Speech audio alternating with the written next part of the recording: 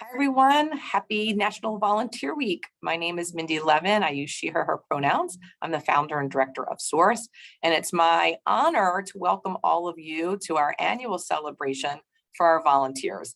This is the time that we appreciate all of those folks that have been involved in Baltimore community engagement activities, as well as give out our annual SOURCE Awards. So welcome today to all of you. We're really thrilled to have you here. I'm going to first start with a land acknowledgement.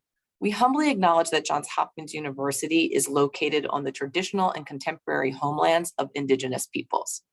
Our campus resides on unceded lands of the Piscataway and Susquehanna peoples. We recognize the enduring presence of more than 7,000 Indigenous peoples in Baltimore City, including the Piscataway, Lumbee, and Eastern Band of Cherokee community members. As we gather from places across the country and globe, we honor and recognize Indigenous people of our homelands. Together, we acknowledge the history of genocide and ongoing systemic inequities while respecting treaties made on this territory as a step towards reconciliation and strengthening relationships with Indigenous peoples. We give thanks to the past, present, and future stewards of this land and respect all tribal nations' sovereignty and right to self-determination. We aim to hold ourselves and the university community accountable to tribal nations. Thank you. So today is all about the fantastic work that our students, faculty, staff, community partners, and alums have been doing together in community. And I think most of you know a bit about SOURCE already. The work that we're doing is actually to engage our Hopkins Health Professional Schools, public health, nursing, and medicine, and our Baltimore communities in mutually beneficial partnerships that promote health and social justice. And all the work that we do here at SOURCE is guided by our core values, which include reciprocity, justice, service, and collaboration. We have a wonderful team here at SOURCE. Hopefully, many of you have met at least a few of us from our team throughout the last year. I've already introduced myself. We also have Tyler Dareth, our Associate Director, Rosemary Rial, who is our Assistant Director of Academic Service Learning. Our newest team member, Saquon Monka, is another Assistant Director that just joined us in April. Vanessa Pinckney, our Administrative Coordinator, Ezat Shahade, our Communications Specialist. And we also have one of our part-time, Glenn Ross, is our SOURCE Community Consultant.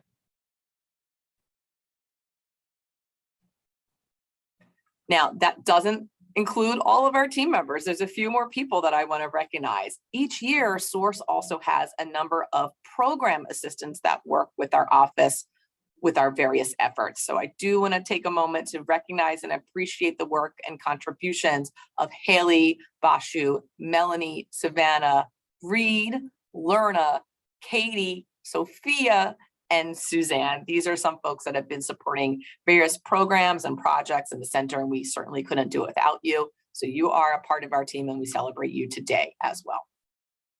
A few other folks that we want to have you all know about that are a part of our collective work is that we have a SOURCE governing board.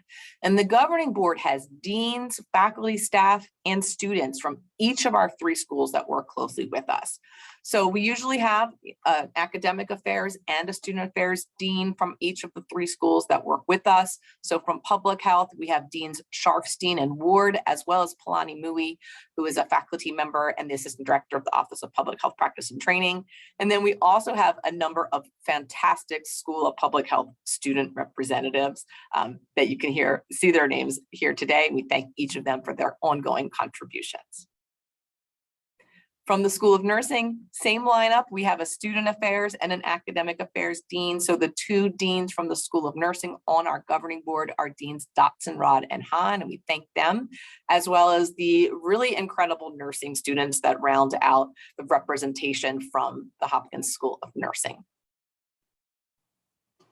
And next we have the student governing board, or the full governing board members from the School of Medicine. Again, we have 2 deans. We have Deans Solomon and Ziegelstein, who are fantastic representatives for our SOURCE board. And then we actually have students from each of the cohorts that serve with us throughout their 4 years here as MD students at the School of Medicine. So thank all of you for being a part of our group. And then we actually have a few more people that are on our governing board, not from the 3 schools, from the Center for Social Concern at the Homewood campus. Eli joins us.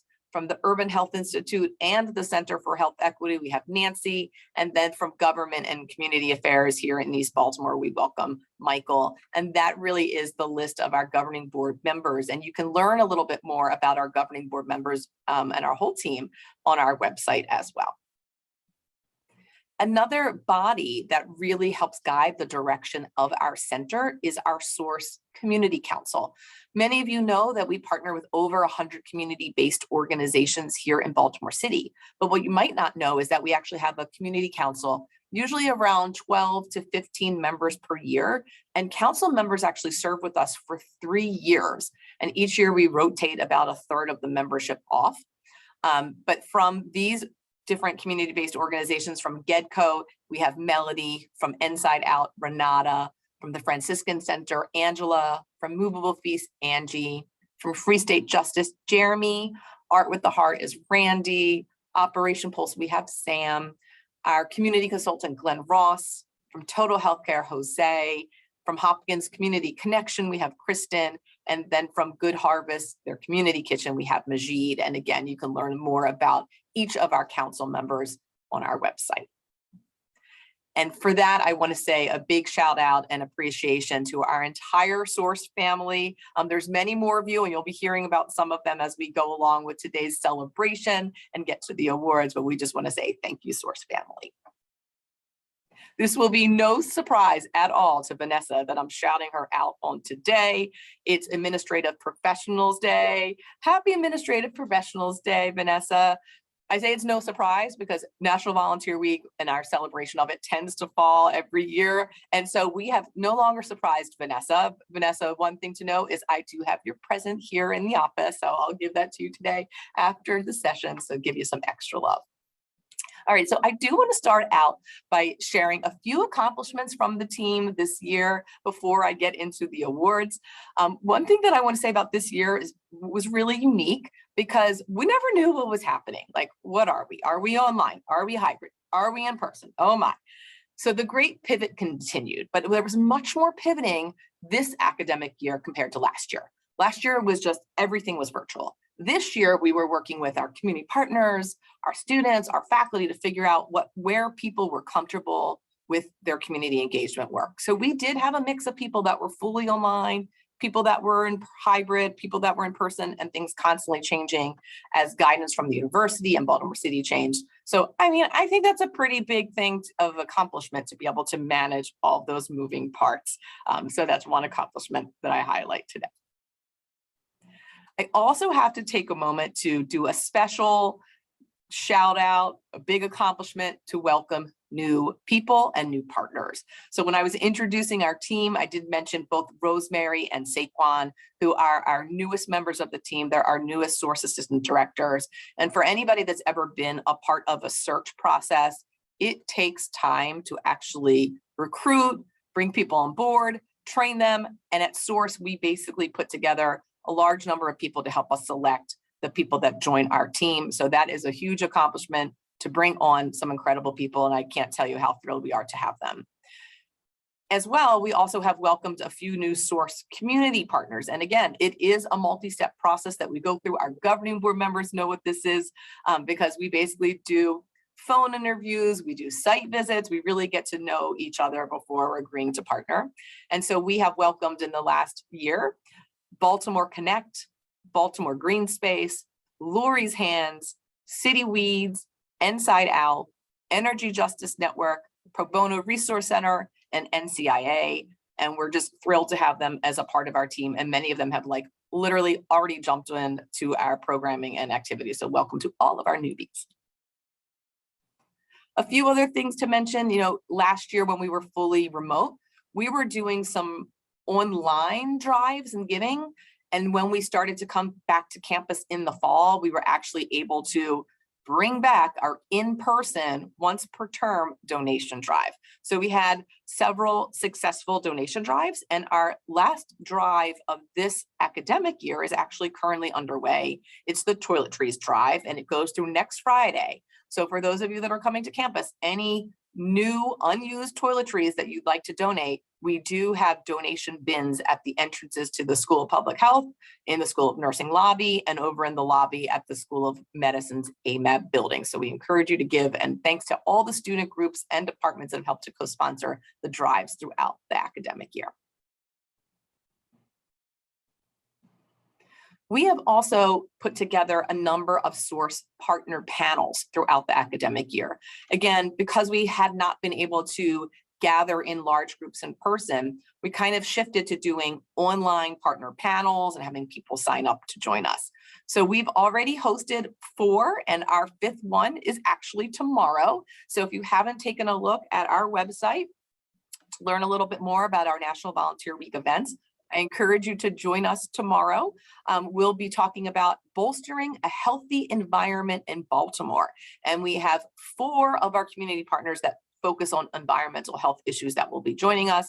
And I have to give a special shout out to our governing board member and program assistant, Katie Nelson, for all of her great work in putting these activities together with our team. Join us tomorrow at noon, if you can, Eastern time.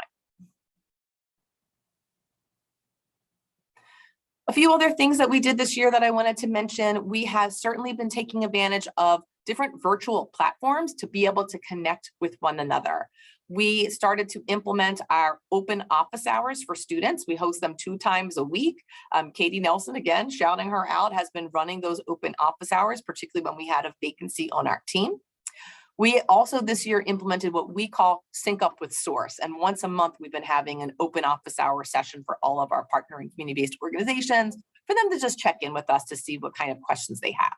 We also host quarterly source orientations, and these are orientations for our community partners. As you saw, we're constantly welcoming new community-based organizations to our network, but there's also turnover amongst the community-based organizations as well. So it's a great way for us to meet new people at existing community-based organizations. And the other thing that we've done throughout the year, thanks to both Ezat and Sophia, is we've continued to highlight our stars of the month, where we have been celebrating either a student, staff, faculty member, a student group, or one of our partnering community-based organizations. And we've been sharing their great work through our social media channels and through our Source Weekly Service Scoop. This year, we also were a co-recipient of a new grant funding mechanism.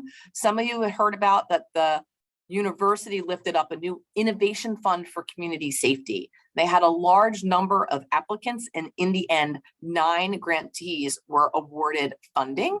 And it's a 3-year cycle, and our community partner, Good Harvest, has received one of those 9 grants, and we're working on an occupational skills training program for young people. I'm working with my colleague Majid over at Good Harvest, and we've also hired several graduate students from nursing and medicine, both Emma and Sandra, that have been working on this collective process, and it's a big new project that we're really excited about this partnership. One of the other fantastic things that we've just recently lifted up, again, with some collective work from a couple of our Source team members, our student Reed, and Sophia's also helped with this as well, a great deal, is that we have a brand new resource. It is our interactive partner map, and it is on our website. When you want to learn more about some of our source partners, as I mentioned, we have over 100 community-based organizations. You can now go to our website and actually see a map of where they're located.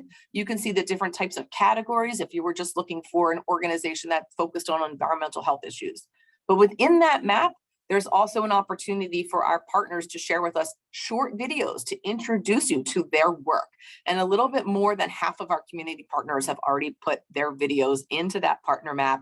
And we know this is going to be a great resource that we'll continue to utilize and build upon. So we're thrilled to bring this new resource to our campuses. And then another thing that we celebrate is certainly the great work and the fantastic people that have worked with us. Some of you know that we have what we call our Source Service Learning Academy. We are currently in our 10th annual cohort in which we recruit and then train faculty and community leaders together in critical service learning pedagogy. What that basically means is that, particularly at Hopkins, we tend to offer more 4-credit opportunities for our students to be working with community-based organizations on mutually beneficial community engagement projects. This current year is also the very first year that we were able to expand the academy and be able to offer the program to faculty members outside of Johns Hopkins. So we brought in a couple other faculty members from across the country that joined us. This is a great opportunity for us to also recognize and appreciate some of the leaders that work with us, including our senior faculty fellows, Dr. Alexander and Dr. Bauer from the School of Nursing, and Dr. Frateroli from the School of Public Health, and our senior community fellows, Pam Brown from Baltimore Medical System, and Alex Warwick Adams from Elevate, and of course our source team, including Tyler Dareth, Rosemary Rial, and myself, that helped to coordinate that program. So we're always thrilled to celebrate the work that's been done by these fine people. Now, many of you that are students are here because you were involved with one of our source-supported student community projects. Our Source Service Scholars is a cohort of about 15 students tonight, or I should say this afternoon at 4 o'clock. We'll be having a poster session. It's hybrid, so some people will be in person and some people will be joining us online. You can hear about our Source Service Scholars at 4 o'clock. You can still register on our website if you want to hear a little bit more about the work that they've been doing. We also have a cohort of students from both nursing and public health that have been working on Baltimore action projects this year. This is a partnership with the Bloomberg American Health Initiative. Everybody is focused on a project within 5 critical public health issues, and they are working on wrapping up their projects. Some of you in the room have also participated in a 4-credit service learning course, working with faculty and some of our community-based organizations to meet the goals and objectives of the course, as well as goals and objectives that have been requested by our partner and community-based organizations. And our flagship service learning course is our Baltimore Community Practicum course. I know some of you are in the room today. At the School of Nursing, we run a community outreach program. We just had a fantastic poster session with all of our COP students on Monday. That is now up on our YouTube, so you can hear a little bit more about the work that our nursing students have done. We also have ran our Connection Community Consultants program, where we're working on short-term projects in small teams of students.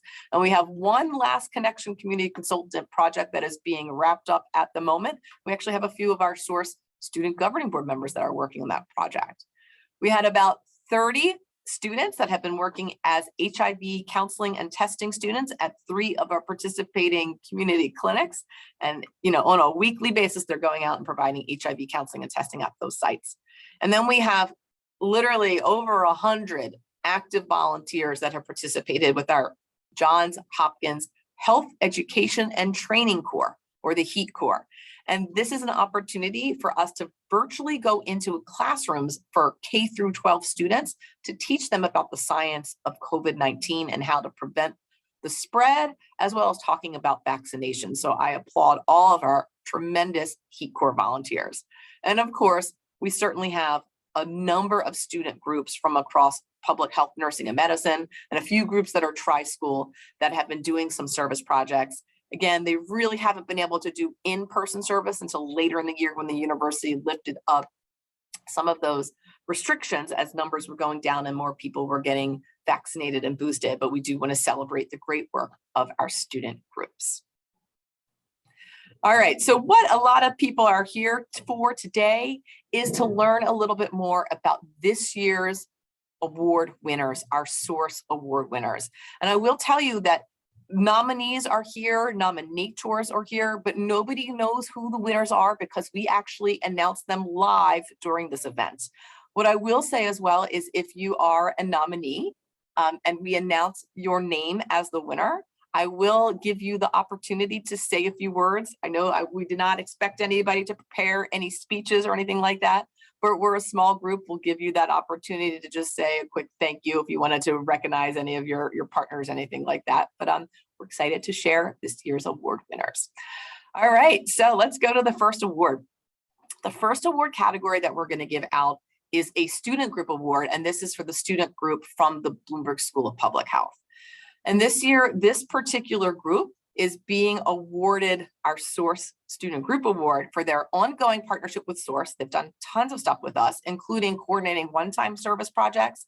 They've co-sponsored some of those donation drives, and they just helped us co-sponsoring a panel discussion. So there's no surprise that this year's award winner from the student groups is the Anna Batres Society. Congratulations, ABS.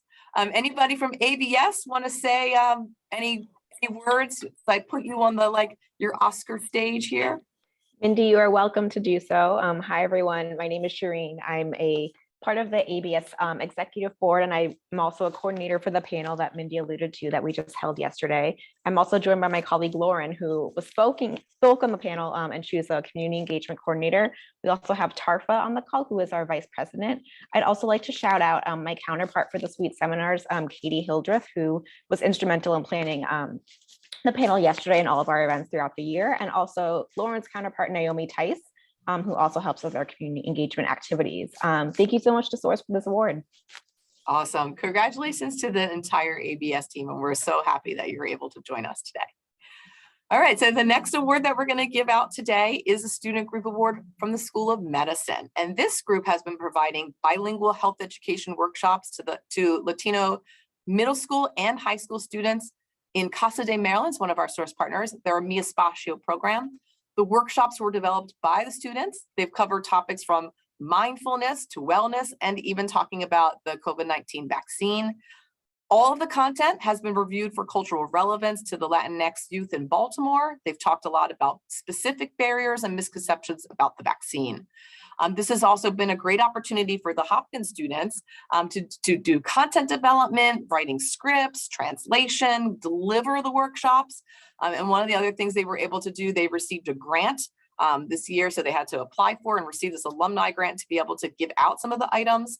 And also I'll share that many of the student members were very active with local COVID-19 testing and vaccination sites for the Latinx community members. So they've done a tremendous amount of work this year that's very meaningful. And I want to say a huge congratulations to the Latino Medical Student Association. Well done, LMSA. Do we have anyone from LMSA joining us on the call right now? Hi, yeah, there's a few wonderful people joining us on the call. I'm serving on the current executive board, but all those initiatives wouldn't have been possible without.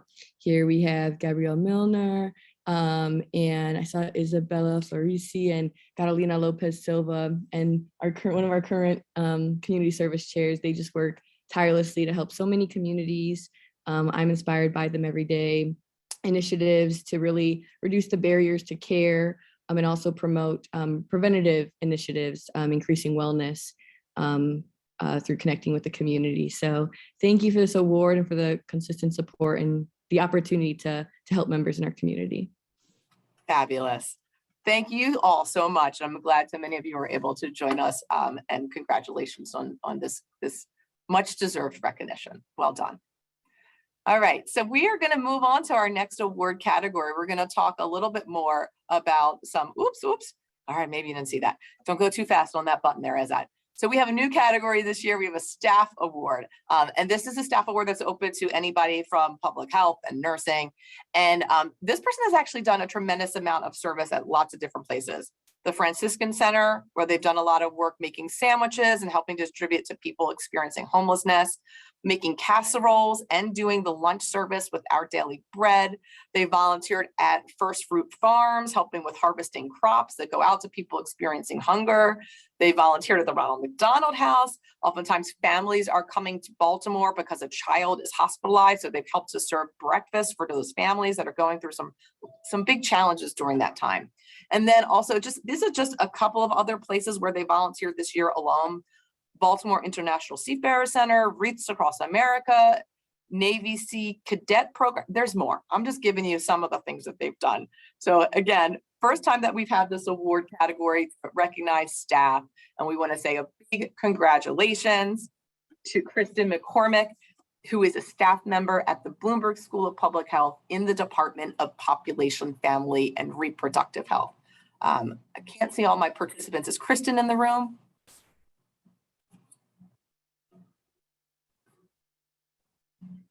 Don't think so. Vanessa, I'm going to look for you to give me my like, yes, they're here, like nodding your head. Kristen's not here. We'll gladly accept this award on their behalf. But certainly congratulations for being the first staff recipient of a Source Award. Well done. Okay, so now we're also doing individual student awards. And so I'm going to first start off with the Bloomberg School of Public Health Individual Student Award winner.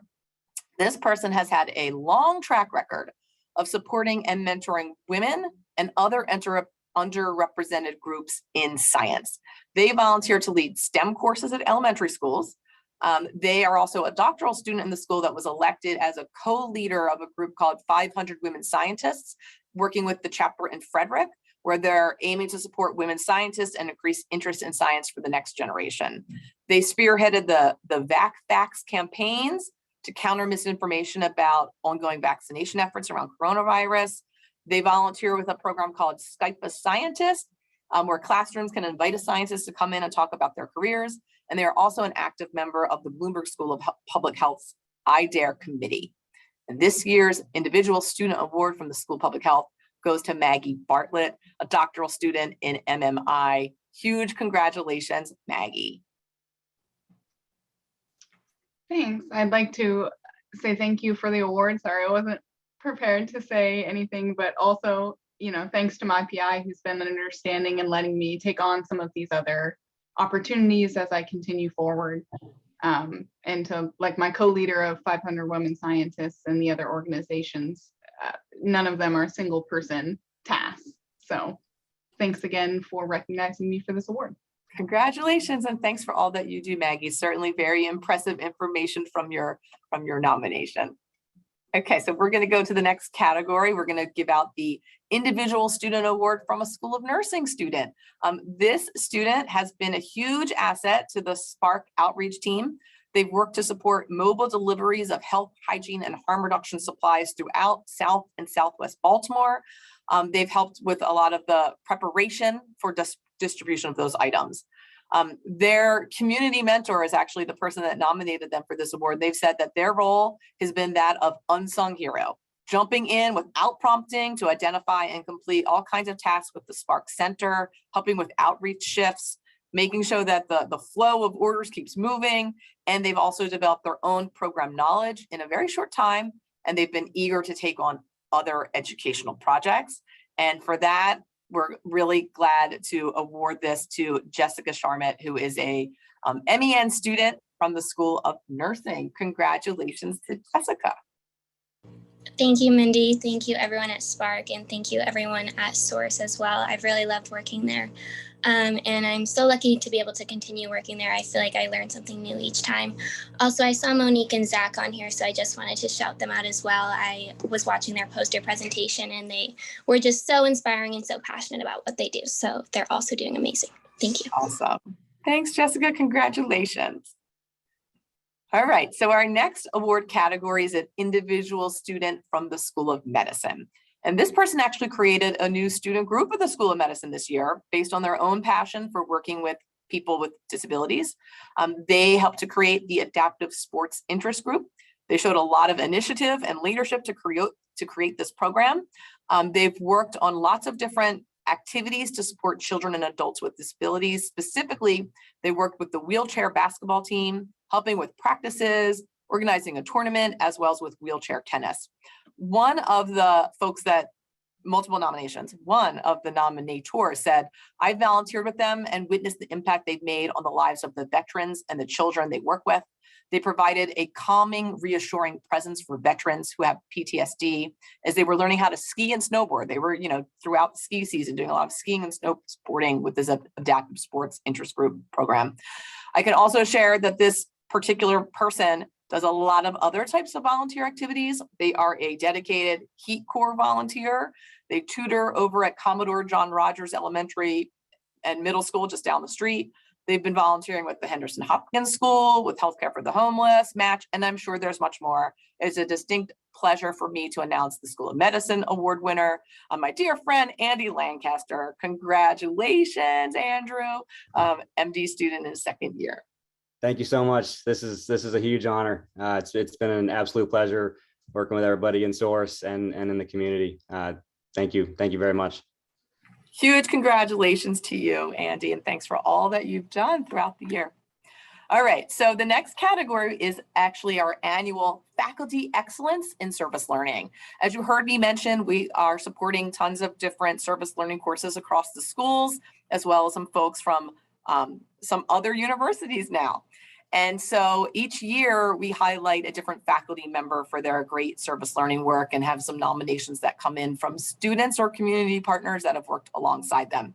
And so the nominators basically said that the entire experience was great because the work felt meaningful. Additionally, they felt support from this particular professor, and the community organization lead. I think it provided a way for us to feel a part of the work without overstepping. Another person said, overall, it was a very valuable experience participating in the service learning course that's very hard to replace. It had elements of academics, practice, and partnership, which made it a very enriching experience. The support from the course facilitators and the guidance from the organization preceptors made this an excellent experience. Someone else said, this service learning experience far exceeded my expectations. I didn't even know what to expect. I thought we were going to do some basic research, but I didn't think we'd be putting together a real usable brief that would be turned into a designed product. It felt like we were learning and growing and working towards something really meaningful. And I can also share 100% of the students in the course indicated that the primary instructors for the course were excellent.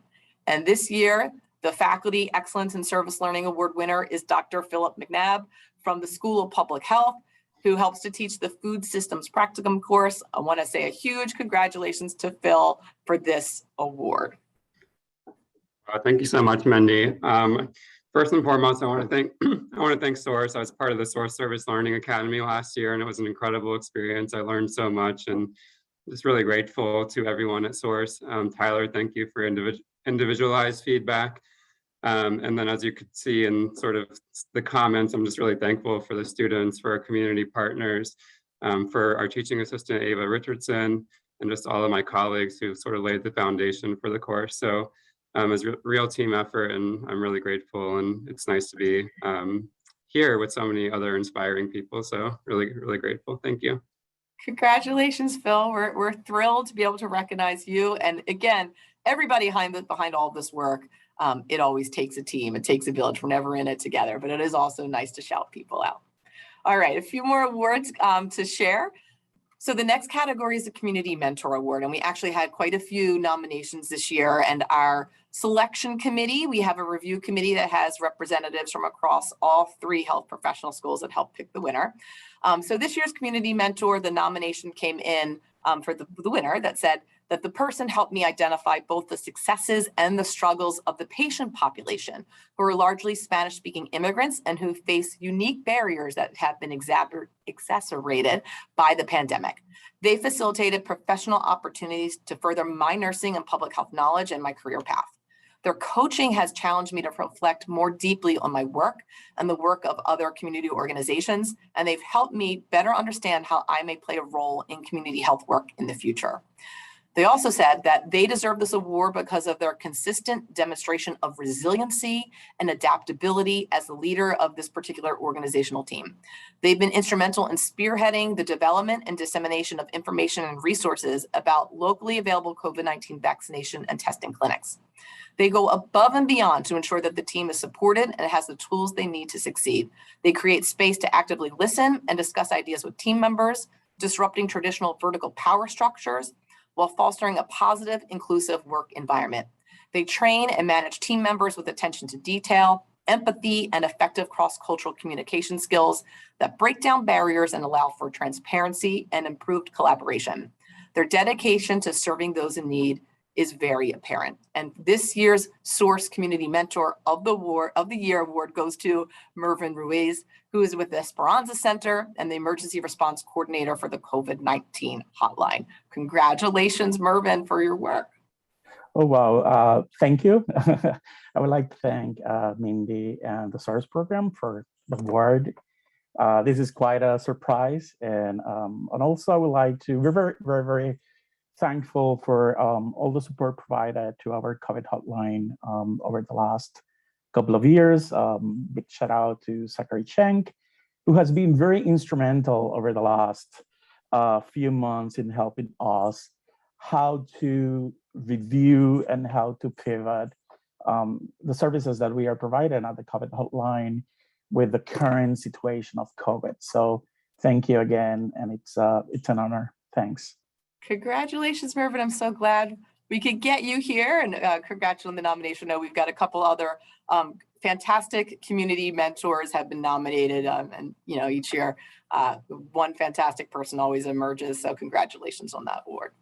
We do have another award that I'll share here. Each year I do a director's award, and it's kind of like I'm picking this award winner. And I started this practice a couple of years ago. And this year I'm going to award the Director's Award for someone that's been for their longstanding commitment to supporting SOURCE, supporting our students, faculty, staff, and alums, and supporting our community partners. This person's been the backbone to our organizational operations while genuinely showing love and excitement for literally everyone they encounter. They've been a valued team member whose contributions have been tremendous over nearly a decade of service on our team. And I want to give this year's Director's Award to Vanessa Pinckney, our SOURCE Administrative Coordinator. Congratulations, V. Oh, wow. Thank you. Thank you. Thank you. Thank you, Director's Award. For all that I'm so grateful to work with such a wonderful team. Oh my gosh, Mindy, you're putting me on the spot. Anyway. I know, I got you. Thank you so much. I appreciate that. I don't know what to say, but thank you. Congratulations. Only a few of you know this right now. After this academic year, Vanessa is leaving us. She's been with us for, as I said, almost a decade, and she is ready to spread her wings into a new role. And so I had to certainly take this opportunity to thank Vanessa because, she's the backbone of our operations, and it's just like a joy to work with Vanessa, and she needs to know just how much she's loved and appreciated, and all of our best to you as you continue to grow in your career. We love you so much. All right, a few other things that I wanted to share today. One of which is that you are all winners. You are here to the special invite only event because you have been taking the time to serve, to work alongside of us, whether you're student, faculty, staff, or community partner. So while not every single person will take home the trophy, you do have our love and appreciation, and you are all winners because you have taken the time to serve and work alongside others. A few other reminders that I'll share on the next slide here, please, as that. For those of you that have not yet done this, particularly Hopkins folks, we need you to report your service. A lot of you are already used to being inside our Hopkins Engage platform, our newly lifted up online community engagement platform. And if you go to the website jhu.edu/Hopkins Engage, you have to log on with your JED ID. You can go to campus groups and select SOURCE, and we really want you to log your information under SOURCE. Some of you have already been doing this because you're a part of one of our programs, but I can't tell you just how critical it is that we capture that data. For one, we give reports back out to community partners, we give it out to individual schools and to the university, but this is also one of the ways that we've been able to grow SOURCE over the years by showing the 3 schools that support us financially that yes, we do have folks that are engaging with our community-based organization. So it's a really important step. And the last few things to share here, as I mentioned, it is National Volunteer Week. We do have a few more events today at 4 o'clock for our Source Service Scholars poster presentation. Tomorrow we have that partner panel on environmental health issues at noon that you can sign up for. This Saturday, we do have a service project from 9 to 12. Really, you meet here at the School of Public Health at 9, you're back by 12. We shuttle over together to do a project at Patterson High School with our friends over at Thread. If you want to help with their community pantry and a couple other beautification projects at the school, we'd love you to sign up. Sign up in Hopkins Engage, but you can get there through our website. With that, I'm going to bring us to the very end of today's award celebration. I just want to say thank you, thank you, thank you. Congratulations for all the fantastic work that everyone's done. And we look forward to seeing you at a few more events. Best of luck as folks wrap up the academic year. Thanks, everyone.